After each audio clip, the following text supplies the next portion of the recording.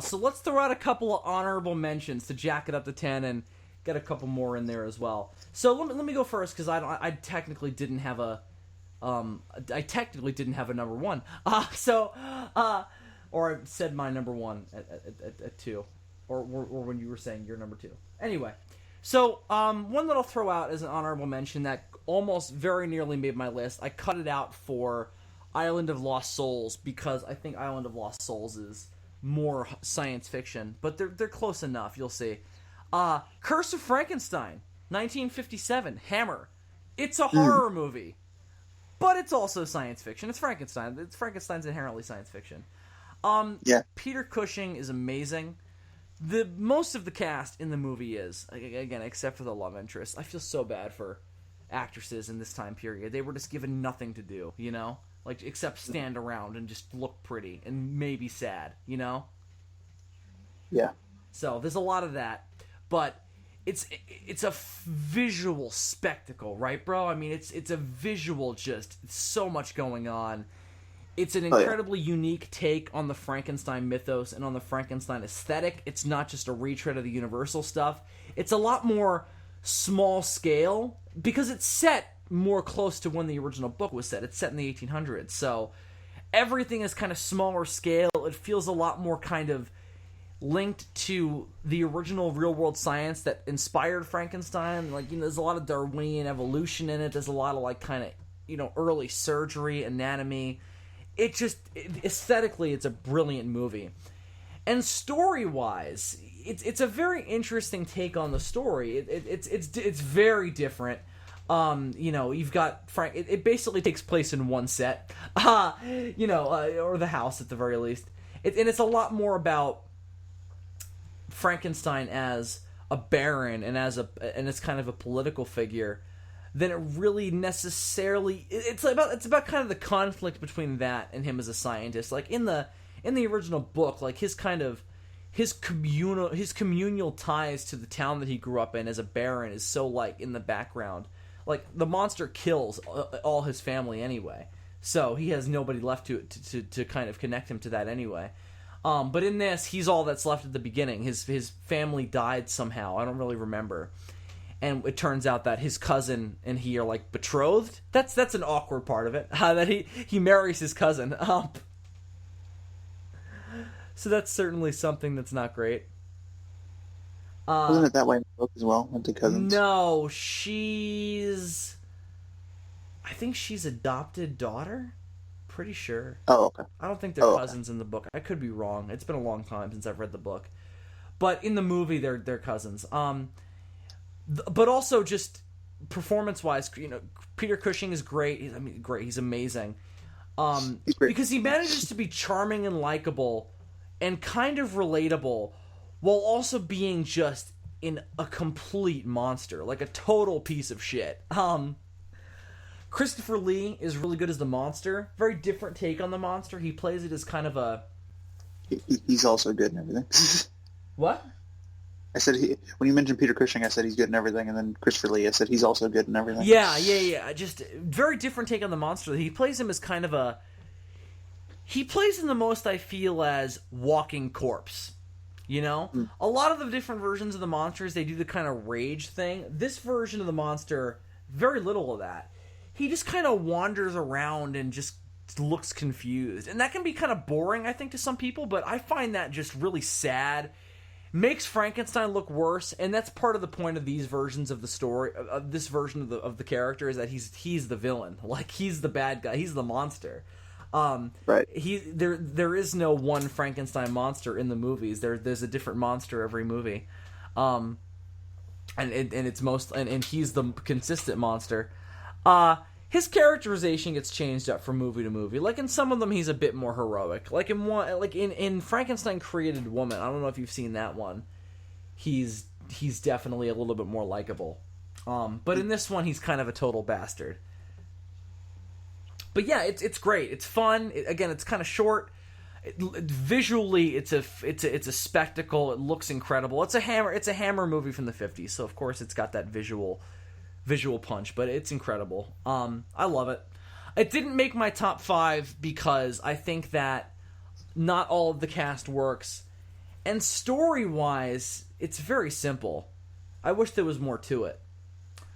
But the construction of the monster is also really good and really creative, so I love it for that reason. But why don't you throw out a couple of honorable mentions? Maybe I'll throw out one more as well. Okay, I'm going to be pretty brief here. I'm just going to read off the ones that were on my list that didn't make the video because we pared it down.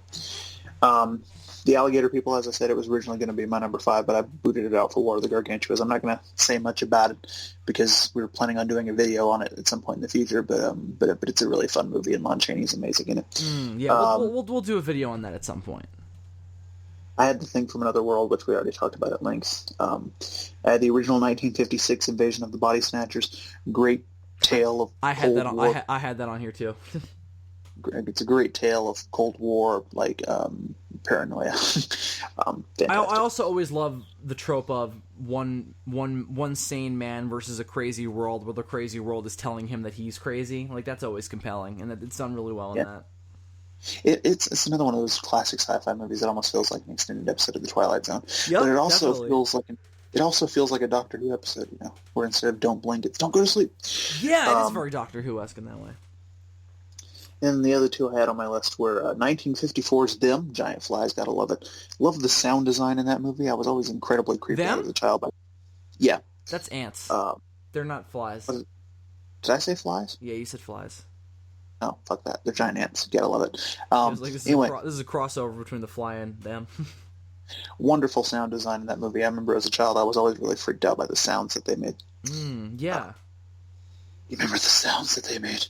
I do. I try not to. Jurassic Park 3. I try to. Interesting effects. And then the last one that I had. Oh, I'm sorry. Go ahead. No, I was just going to say something about them. Interesting effects work as well, and that they did big, like puppets. Like, they did big kind of models that were like life size. How do you think? How do you think that holds up now? I think they look better than you would think they might. I agree. I don't know. It's something about the way they pulled it off. It's something about either the way they shot them or the way they were puppeteered. It's the way that they move, because they move like real ants. Yeah. Like, ants have this very kind of mechanical, like, very unemotional way of moving. Like, they move very symmetrically. Like, they don't have a gait like a person does. Like, they just kind of skitter across the ground, like, in a very mechanical way. So that totally works for them being these big puppets. Exactly. Anyway, so your final one. I'm sorry for cutting you off. I just want to say that. So the reason I made that mistake earlier and said that Them was a movie about giant flies is that the last one I had written down was 1958's The Fly. Yep, I had that on here too. That one's great as well. Great because it's not a monster movie at all, which is nice. It's not, it's obviously not as, memorable on the whole as, the Jeff Goldblum movie. It's the not Jeff Goldblum movie is definitely better, and we'll talk about it next time. We certainly will.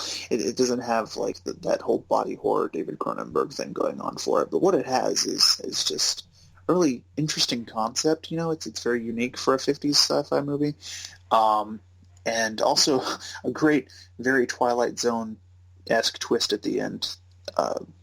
Involving the fly that has his head. That is one of the most fucked up endings to a movie ever. Because unlike the Jeff Goldblum version where the man and the fly were just merged into one being, this man and this fly simply traded body parts. Yeah. It's very scary. Also, good example of great female lead. Yeah, she's really good in it. And it's nice to see her, an actress get something to do in one of these movies. Like, she actually takes a fair brunt of a lot of the busy work. She goes looking for the fly and everything, and she helps him with his experiments because he can't use his hand and he can't really see. Vincent Price is good in it too. He doesn't really have much to do in it until the end, though. Yeah, but he makes for a good supporting character. And then the ending, the way that the fly, not the one that's a fly with the man's head, but the man with the fly's head, kind of like, it becomes like assisted suicide at a point, and it's like, Jesus. Yeah. It's very dark. It's been a while since I've seen it. I have to go back and rewatch it. But it is a dope-ass movie. And awesome special effects too. Like when he pulls off that like hassock on his head, or hassock, that sack on his head, and you see the fly head. My God, dude, really impressive for the time. Especially 58. I mean, looks great. Yep. All right, so I'll name a couple that you didn't mention because a bunch of them that you mentioned I did have on here. Let's see. I have Terror Planet. That's great. That's the one where it's the invisible monster that's formed by men's minds. There's like these it's kind of like an episode of Star Trek. There are these space explorers. They go to this planet. There's like a guy living there with his daughter.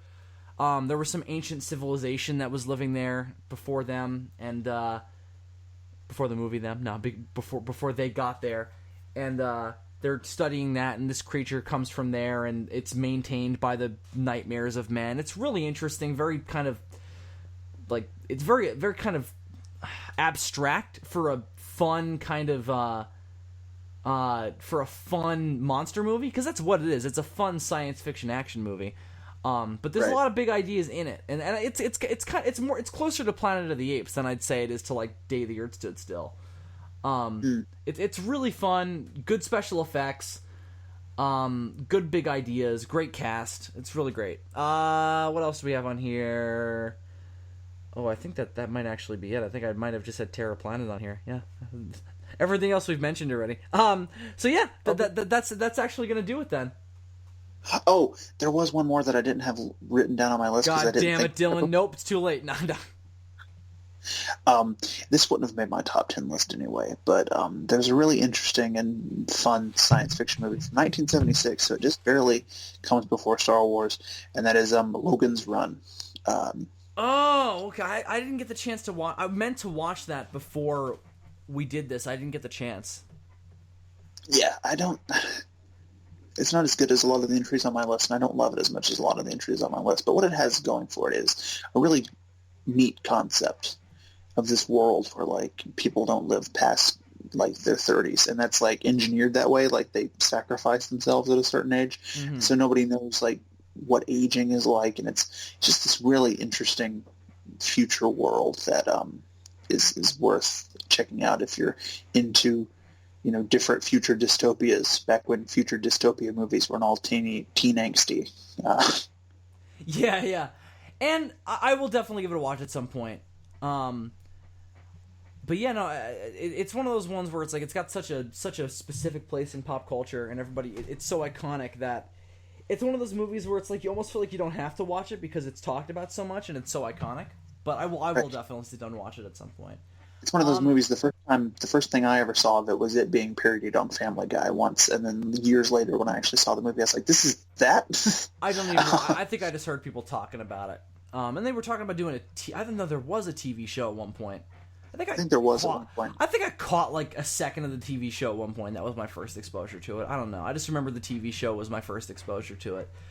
So fun fact, anybody out there who's a fan of the Austin Powers movies, the guy who plays Logan in Logan's Run played Basil Exposition in Austin Powers.